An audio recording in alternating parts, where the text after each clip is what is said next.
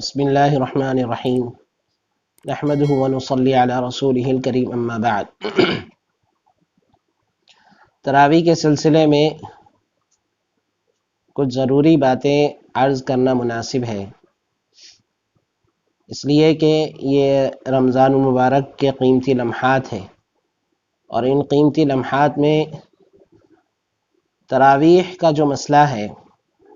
یہ تراویح کا مسئلہ بہت مظلوم مسئلہ بن چکا ہے آج کے زمانے میں۔ تراویح کے سلسلے میں لوگوں کے مختلف خیالات اور مختلف افکار و نظریات بنتے جا رہے ہیں۔ گزشتہ ویڈیو میں نے اس بات کی صراحت کی تھی کہ چاہے 20 رکعت تراویح ہو یا 8 رکعت تراویح ہو، جو بھی ہو، جو لوگ 20 پڑھتے ہیں وہ 20 پڑھتے رہیں، اور جو لوگ 8 پڑھتے ہیں وہ 8 پڑھتے رہیں۔ لیکن تراویح کے 20 اور 8 کے علاوہ جو ہے تراویح کے سلسلے میں دو قسم کی کوتاہیاں ہمارے معاشرے کے اندر نظر آتی ہیں۔ ان دو قسم کے کوتاہیوں کی طرف آج کی ویڈیو میں توجہ دلانا مقصود ہے۔ ان دو قسم کی کوتاہیوں میں سے پہلی کوتاہی یہ ہے کہ عام طور پر تراویح چونکہ ایک سنت نماز ہے، اور سنت نماز کو ہم سنت سمجھ کر چھوڑ دیتے ہیں، حالانکہ صحابہ کرام رضی اللہ عنہم اجمعین کا عمل یہ تھا کہ صحابہ کرام سنت پر عمل کرتے تھے سنت سمجھ کر، اور ہم سنت کو چھوڑتے ہیں سنت سمجھ کر۔ سنت عمل یہ اور بات ہے کہ فقہاء کرام نے یہ بات کہی ہے کہ سنت عمل وہ ہوتا ہے کہ جس کے کرنے پر ثواب ملتا ہے اور نہیں کرنے پر گناہ نہیں ہوتا۔ لیکن رمضان المبارک جو عبادت کا مہینہ ہے، اس عبادت کے مہینے کے اندر سنت کا ثواب بھی فرض کے درجے کے برابر ہو جاتا ہے، جیسے کہ نبی کریم صلی اللہ علیہ وسلم کی ایک حدیث ہے، اور آپ نے اس حدیث کے اندر یہ بات صراحتاً کہی ہے کہ رمضان المبارک کے اندر سنت کا ثواب فرض کے برابر ہو جاتا ہے، اور فرض کا ثواب 70 فرضوں کے برابر ہو جاتا ہے۔ تو رمضان المبارک کے اندر سنت کا ثواب فرض کے برابر ہو جاتا ہے، اور اس فرض کے ثواب کو جو ہے ہم کھو دیتے ہیں ذرا سی اپنی کوتاہی کی وجہ سے۔ اور وہ کوتاہی یہ ہے کہ ہم لوگوں کو سنت نماز یعنی تراویح کی نماز پڑھنا بہت مشکل ہوتا ہے، اور ہم اس کو مشکل سمجھتے ہیں اس وجہ سے کہ آج کل جو ہے دجالی فتنوں کی وجہ سے ہمارے گھروں کے اندر جو ٹی وی اور ڈش اینٹینا اور انٹرنیٹ کی جو وبا ہے، اور اس وبا کی وجہ سے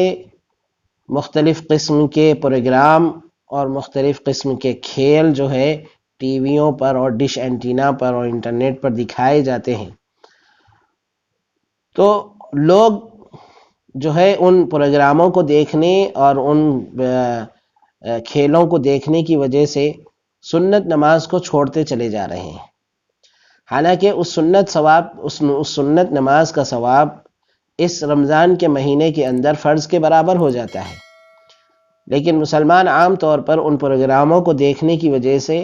سنت نماز کو چھوڑتے چلے جا رہے ہیں۔ یہ بہت بڑی کوتاہی ہے، اس کوتاہی سے ہم مسلمانوں کو بچنے کی ضرورت ہے۔ ہم ذرا تو سوچیں کہ ہماری زندگی کے قیمتی لمحات اور ہماری زندگی کے قیمتی اوقات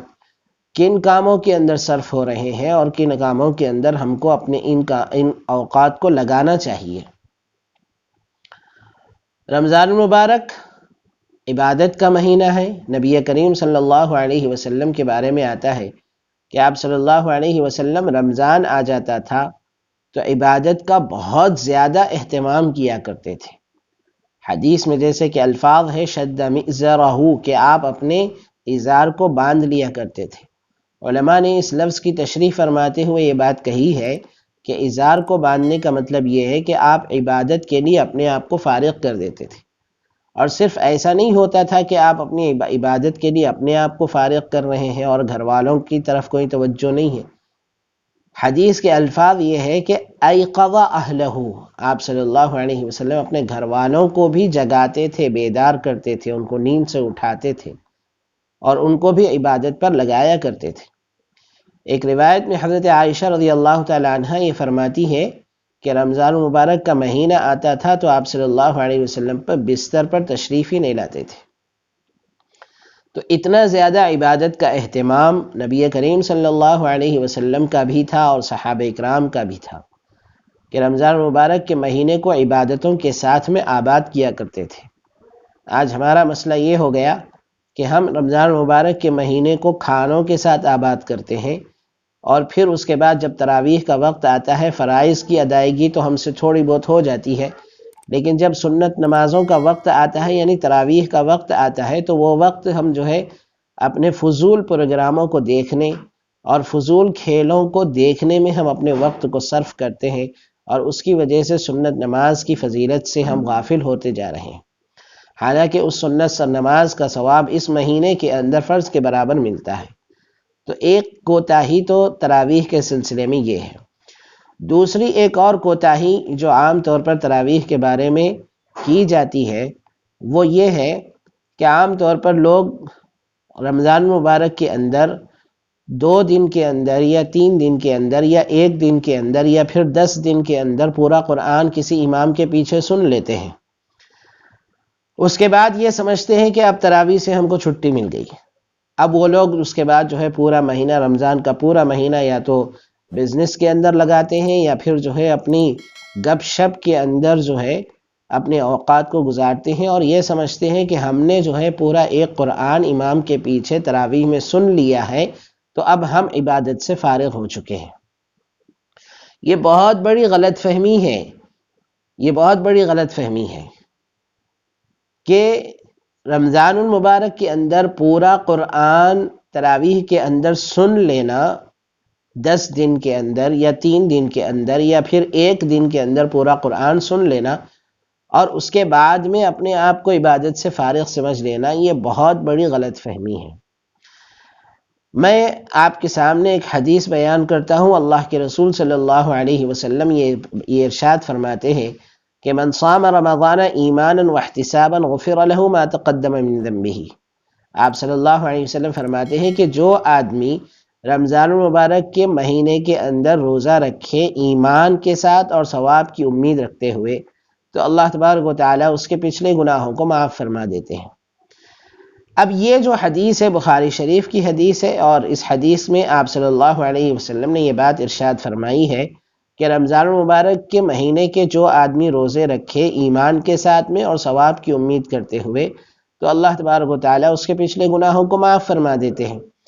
اب اس حدیث سے ہم کو کیا سمجھ میں آتا ہے کہ کیا رمضان المبارک کے 1 دن کا روزہ رکھنے کی وجہ سے یا 3 دن کے روزے رکھنے کی وجہ سے یا پھر 10 دن کے روزے رکھنے کی وجہ سے اس آدمی کو بخشش ہو جائے گی، اس کو مغفرت مل جائے گی؟ اس حدیث کا جو صاف صاف مطلب ہم کو سمجھ میں آتا ہے وہ یہ ہے کہ رمضان المبارک کے پورے مہینے روزہ رکھنے کے بعد اللہ تبارک و تعالیٰ اس کی بخشش کرتے ہیں اور اللہ تبارک و تعالیٰ اس کی مغفرت فرماتے ہیں۔ تو جس طرح سے اس حدیث کا مطلب یہ سمجھ میں آ رہا ہے کہ رمضان المبارک کے پورے مہینے کے روزے رکھنے کے بعد میں مغفرت ہوتی ہے، اسی طرح ایک اور روایت جو اسی طرح کی ہے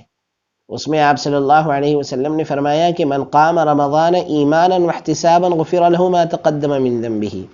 کہ جو آدمی رمضان المبارک کے مہینے میں قیام کرے یعنی تراویح پڑھے ایمان کے ساتھ میں اور ثواب کی نیت سے تو اللہ تبارک و تعالیٰ اس کے پچھلے گناہوں کو معاف فرما دیتے ہیں۔ تو